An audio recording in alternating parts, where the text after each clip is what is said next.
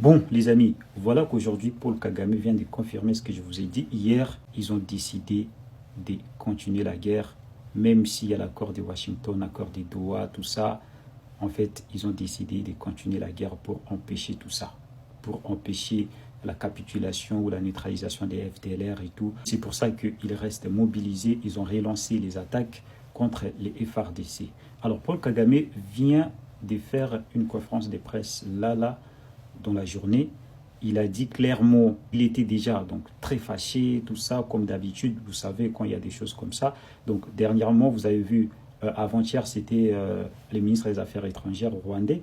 Et aujourd'hui, c'est au tour de Paul Kagame lui-même qui renvoie la responsabilité au gouvernement congolais. Là, il mentionne l'accord de Washington, de Doha, que voilà, nous pouvons continuer à chercher la paix. Mais ça se voit déjà qu'il n'y aura pas la volonté, que la RDC ne va pas respecter leurs responsabilités. Après, il parle au nom des M23 en disant, ouais, d'ailleurs, moi, si j'étais à la place des M23, bah, si vous voulez Goma, Kavumu, Bukavu, bah, vous réglez mes problèmes. Sinon, je ne vais jamais vous donner ce que vous demandez et tout. Parce qu'on a tellement investi. Donc, on sait que c'est lui qui parle en tant que commandant suprême des M23.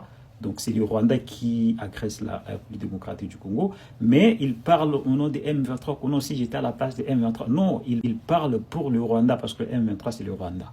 Donc, voilà les amis. Et je pense juste que le gouvernement congolais est au courant de tout ce qui se passe, enfin, des enjeux politiques et tout ça. Et la suite, les Américains également, les Qatars également. Et tout le monde est au courant. Bon, voilà.